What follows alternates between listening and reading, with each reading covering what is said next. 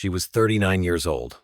The winter, the whole of Bethune, Kansas, turned its back on her, and she stood at the frozen edge of the wagon road with $9 knotted into a handkerchief and not one door in that town that would open to her knock.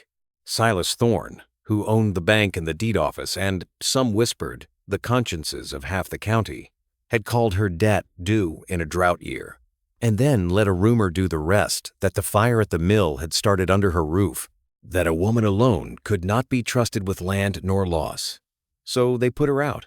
And that same afternoon, with 3 of her $9, she bought the one thing no sane soul would carry away: a silent church organ, its pipes furred with dust, standing in the burned shell of the old Emmanuel Chapel, sold off for the price of scrap because it had not made a sound in 11 years.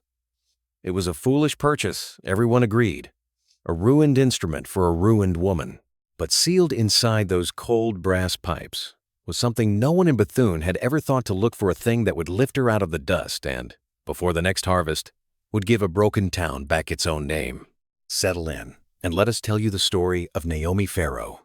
And if you are watching tonight from a place that feels forgotten, a town the road went around, a house the world stopped writing letters to stay with us a while, and tell us in the comments where you are listening from, because this is a story for exactly those places. To understand what Naomi found, you must first understand what she was made of, and to know that you must go back to a narrow shop on a side street in St. Joseph, where she was raised among the smell of glue and rosin and warm brass. Her father, Amos Kell, was a tuner and mender of instruments, pianos mostly, but he would take in anything with a voice: a fiddle with a cracked belly, a melodeon that had swallowed a mouse, a cornet gone green at the valves. He was a patient man in a hurried trade, and he taught his only daughter the one lesson that would outlast every other thing he owned. "Listen," he told her, "before you touch. A thing that has gone quiet is not always broken. Sometimes it is only waiting for someone willing to hear what is wrong." And so, before Naomi could properly read, she could hear. She could tell a flat string from a sour one across a crowded room, could lay her palm flat on the lid of a piano, and feel, through the wood, whether its heart was sound. She learned the geometry of hidden places too, for instruments are full of them: the felt, dark under a key bed, the hollow behind a soundboard, the long throat of a pipe, where a single grain of grit can strangle a note. Her father used to say that every instrument keeps secrets, and the mender's whole art is the courtesy of coaxing them out gently, without breaking the thing that held them. She had a gift beyond her hands, though, and it was this: she could not bear to see a useful thing discarded. Where others saw junk, Naomi saw a life half finished. She would haul home a cracked square piano nobody wanted and spend a winter on it, and by spring it would sing, and some poor family would have music in a house that had never held any.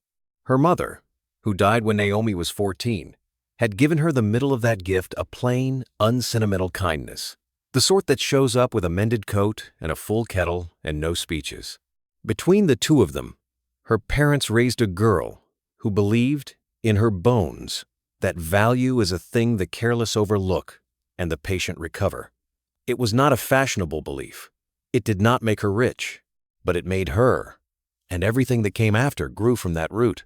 At 22, she married Thomas Farrow, a lean, laughing homesteader with a quarter section on the Smoky Hill River and more hope than sense, and she went west with him gladly, carrying her father's smallest tuning tools wrapped in a flour sack as though they were the family silver.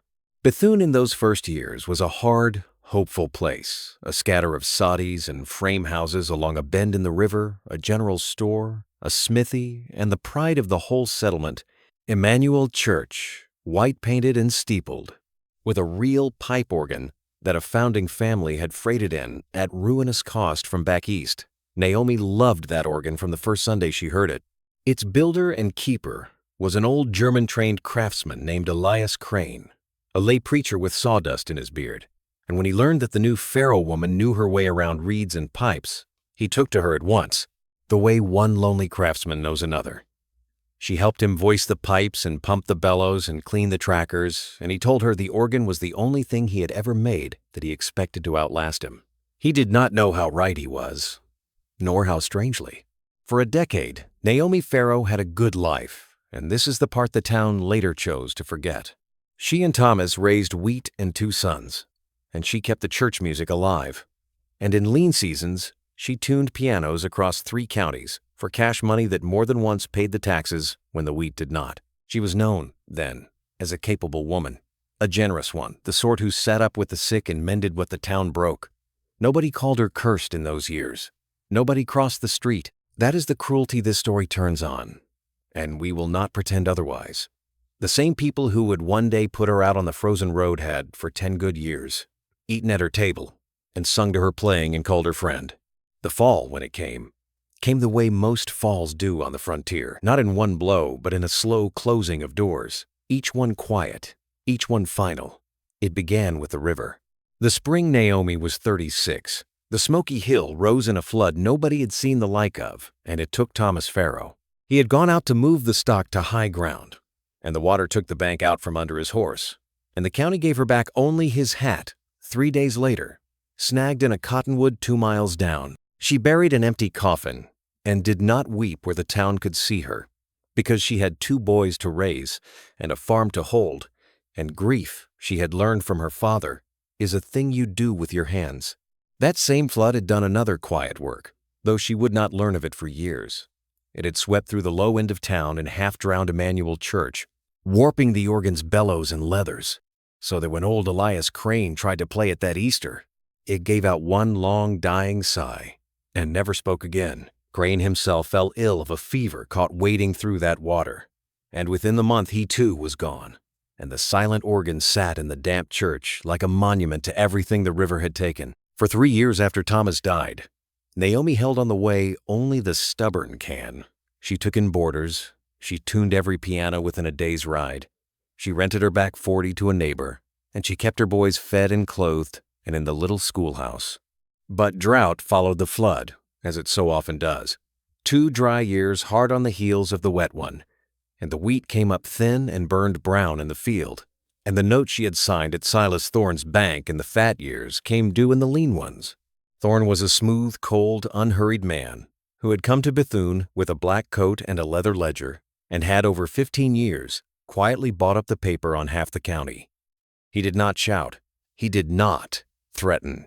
He simply waited, the way a patient man waits, for the land to fall into his hands like fruit off a shaken tree, and he had a special patience where the Farrow place was concerned, because it held the best river frontage for miles, and he meant to have it.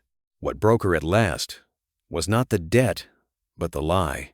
In the driest week of that second dry summer, the old grist mill at the edge of town burned to the ground in the night, and by morning, a story was moving through Bethune, low and poisonous, that Naomi Farrow had been seen near the mill, that a woman drowning in debt might do a desperate thing for the insurance the millers carried.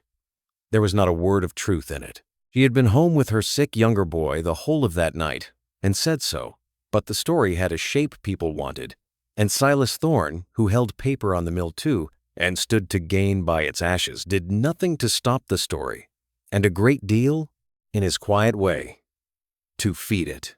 When she came to the bank to beg one more season's grace on her note, he looked at her over his spectacles and told her, gently, that the town's confidence in her was gone, that he could not in conscience extend credit to a woman under such a cloud, and that the mortgage would be foreclosed within the fortnight. He offered, as a kindness, to buy her out for a sum that would not have covered her seed debt, and when she refused, he foreclosed anyway, and the sheriff nailed the notice to her own front door. They gave her 30 days, and on the last of them, with her boys sent ahead to her late husband's brother in Nebraska, where at least there was a roof, Naomi Farrow walked out of the house she had made a home for 17 years with a single trunk, a flour sack of tuning tools, and $9 tied in a handkerchief. It was December, and the road was iron-hard with frost, and as she waited for the freight wagon that would carry her east to the rail line and out of Bethune forever, she saw the doors of the town close one by one. The store where she owed nothing kept its blinds drawn. The neighbor whose piano she had tuned for free the year before found urgent business in his barn. The women she had nursed did not come out.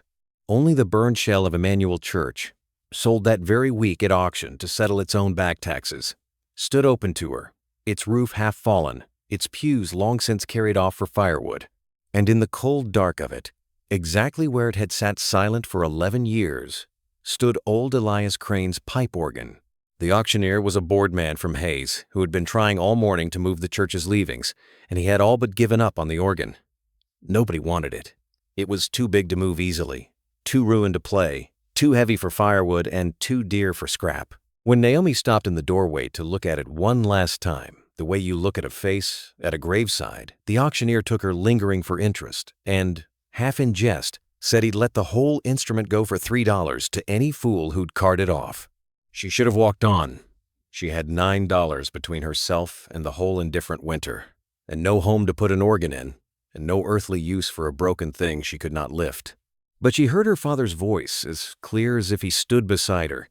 A thing that has gone quiet is not always broken, and she thought of old Elias saying it was the only thing he had made that would outlast him, and something in her that the town had not managed to kill rose up and refused to let that faithful old instrument be split for kindling. She untied her handkerchief with stiff fingers and counted out 3 of her $9 into the auctioneer's palm, and the ruined organ and everything hidden in it became hers. She had nowhere to take it, so for the first weeks she did not take it anywhere at all. The man who had bought the church building, a thrifty homesteader named Josiah Penn, who meant to knock it down for the lumber, took a kind of pity on the strange woman, who now owned the organ inside his walls, and struck a bargain with her. She could shelter in the vestry room, which still had a whole roof and a small iron stove, and in exchange, she would help him salvage the good boards come spring, and she could keep her $3 organ in the sanctuary until she found a way to move it. And so Naomi Farrow, who had walked out of a fine frame house a fortnight before, made her home in the cold back room of a condemned church, and spent her days doing the only thing she truly knew how to do. She began, gently, patiently, to bring the dead organ back to life. She had no thought of treasure. She wanted only to hear it speak again before the building came down around it, as a way, perhaps, of keeping faith with old Elias and with the version of herself the town had thrown away. She started as her father had taught her, from the outside in, listening before touching. She cleaned the case and the keyboard. She coaxed the swollen bellows leathers back towards suppleness with neatsfoot oil and endless patience. She freed the trackers gummed with 11 years of damp, and when at last she thought the wind chest might hold air again, she climbed up to clean the pipes themselves, the tall rank of brass and pine that stood behind the case like a row of silent throats.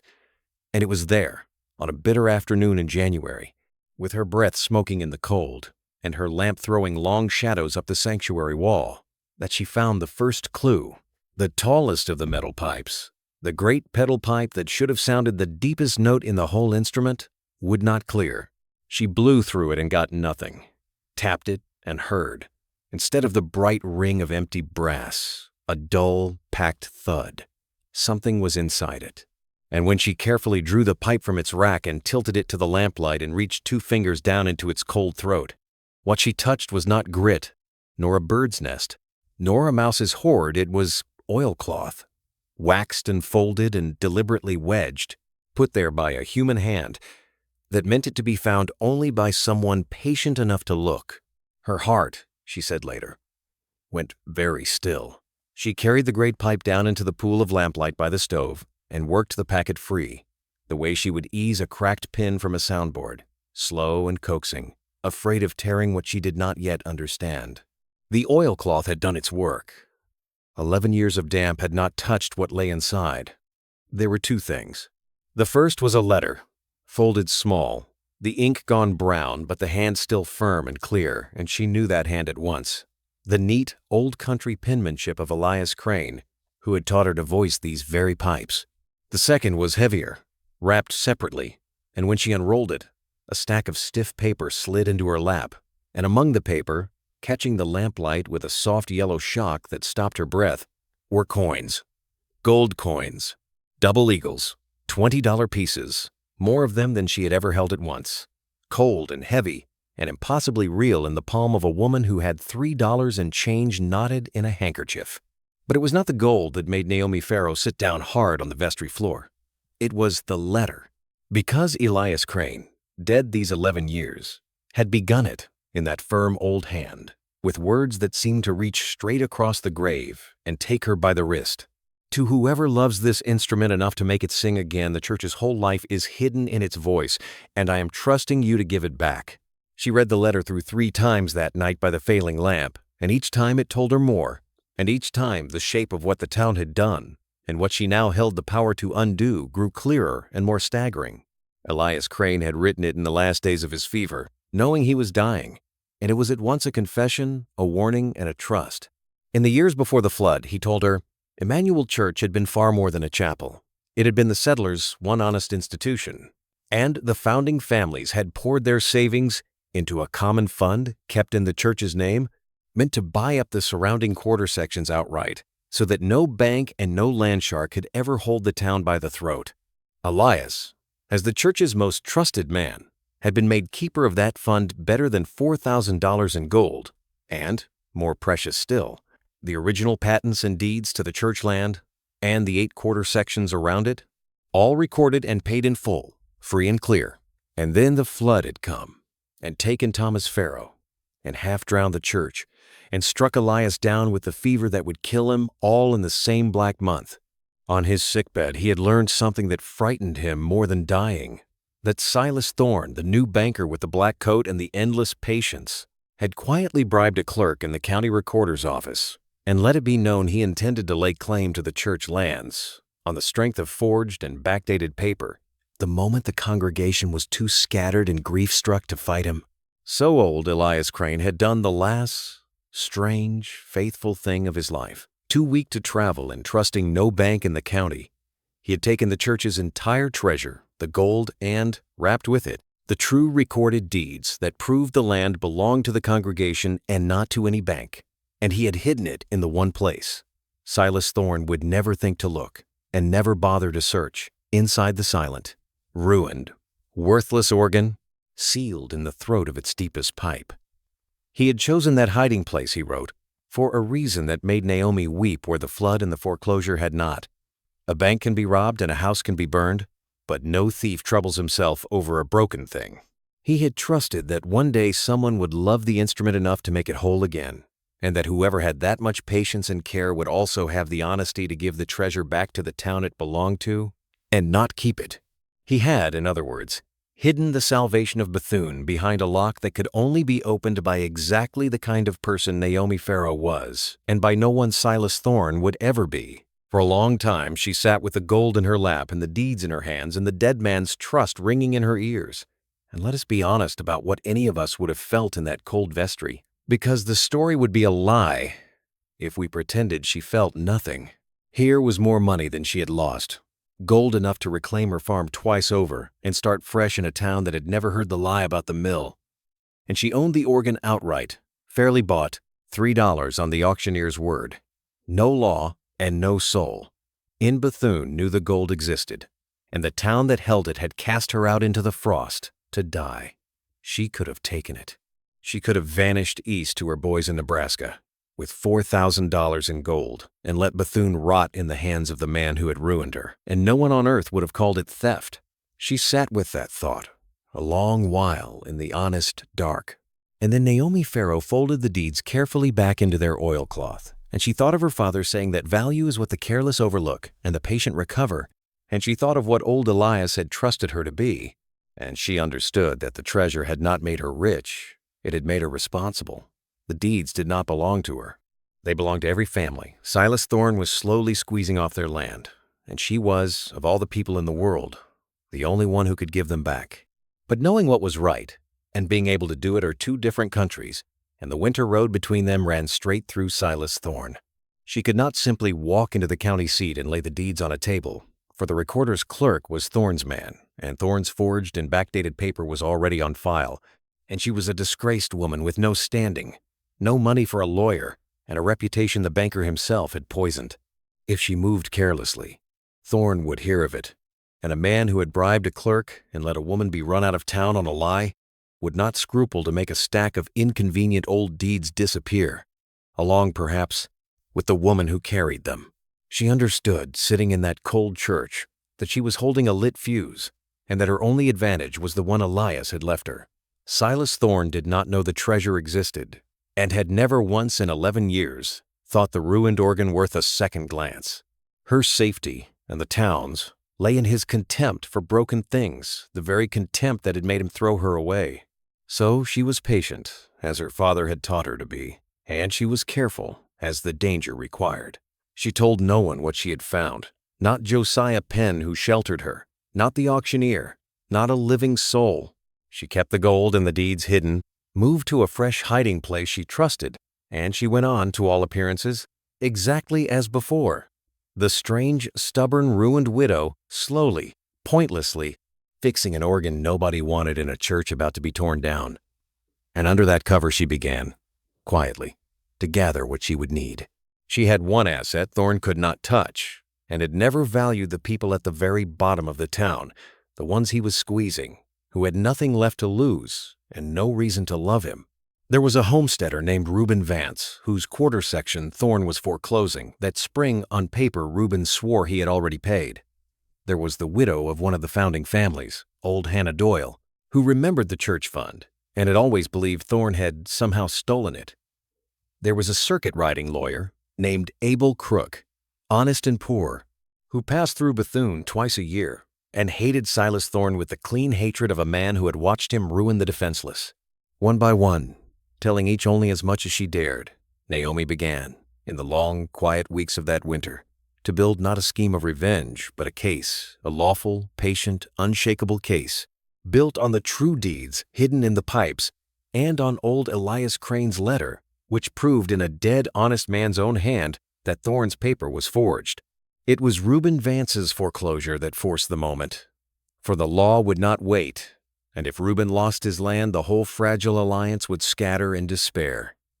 So Naomi chose her ground. She had lawyer Abel Crook file, in the county court at the seat, a quiet petition on behalf of the scattered congregation of Emmanuel Church, claiming the church lands and the 8 quarter sections under the original recorded patents, and she waited for Silas Thorne to do exactly what such a man always does when the thing he stole is threatened. He came himself.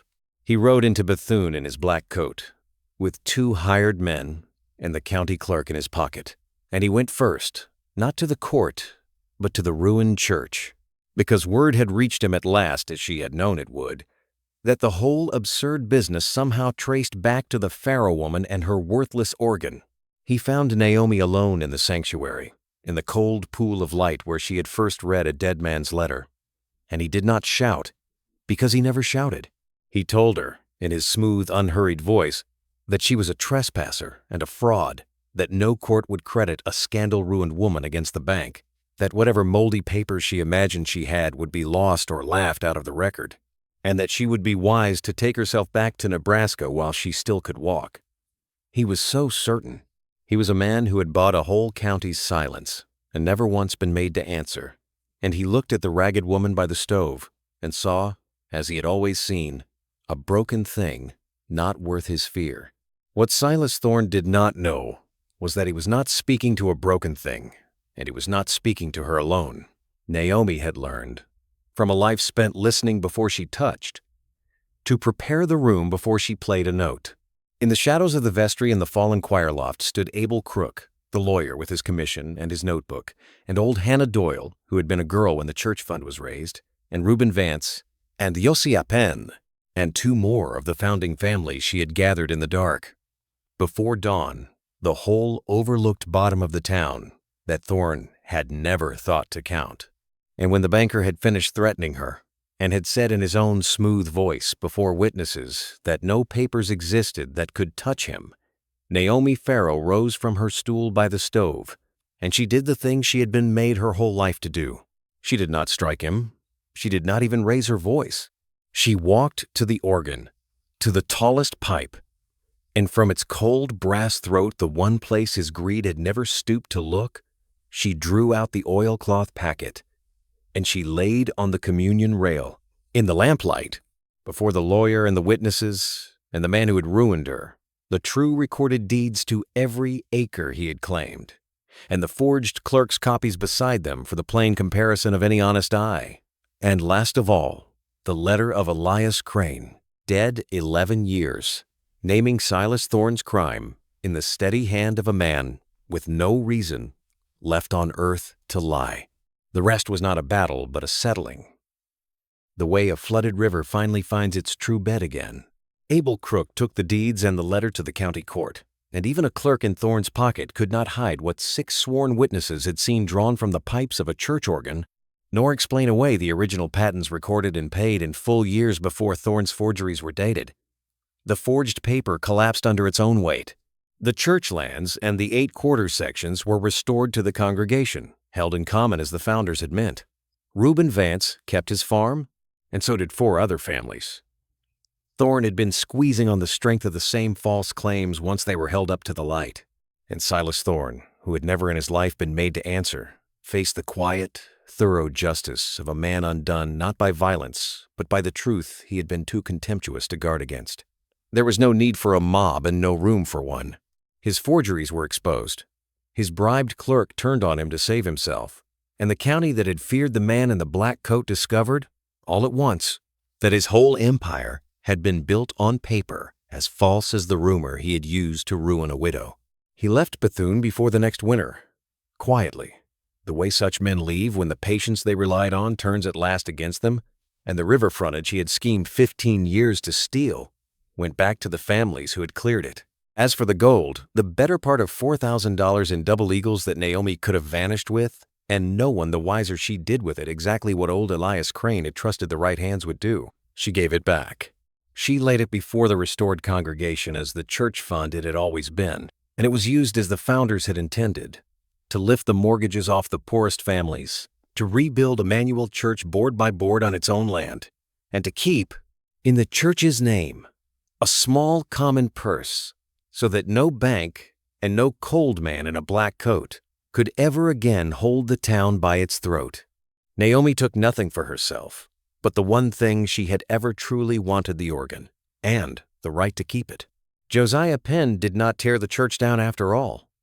The salvaged lumber went instead into its rebuilding, and when the new roof was on and the walls raised white again, Naomi Farrow, who had come to Bethune a bride and been driven out a pauper, set old Elias Crane's organ in its rightful place and spent a whole spring making it whole. And on the first Sunday of the harvest, in a church full of the very people who had once drawn their blinds against her, she sat down at the keys and pumped the old bellows full, and the great pedal pipe that had been silent for 11 years, and had guarded a town's whole future in its throat, sounded its deep, true note at last, and the whole restored congregation heard, for the first time in over a decade, the voice of the thing that had saved them. She was 39 years old the winter the whole of Bethune turned its back on her, and stood on the frozen road with $9 and nowhere to go, and spent 3 of those dollars on a silent, ruined organ that everyone agreed was a fool's purchase. But she had been taught, by a patient father in a narrow shop full of warm brass, that a thing gone quiet is not always broken. Sometimes it is only waiting for someone willing to hear what is wrong. And she had been taught by a plain, kind mother, and by an old craftsman with sawdust in his beard, that value is precisely the thing the careless overlook and the patient recover. Silas Thorne had looked at a widow and at a broken organ, and seen, in both, only worthless things to be thrown away. And it was exactly that contempt, in the end, that undid him, for he never once thought to look inside the thing he scorned. Naomi Farrow looked at the same organ and heard a town's whole future waiting in its silence. And because she was the kind of woman who would rather mend a discarded thing than seize a gilded one, she became the only person in the world who could set Bethune free. That is what she did, quietly, with patient hands, asking nothing for herself. She gave a forgotten town back its own name, and took, as her only wage, the right to make the music. Thank you for staying with us to the end of this one. It means more than you know that you gave this story your quiet half hour. If Naomi's patience moved something in you, share this with someone who needs to hear that the thing the world wrote off is not always the thing without worth. And before you go, sit for a moment with the question at the heart of her whole life, and if you're willing, leave your answer in the comments where we can all read it.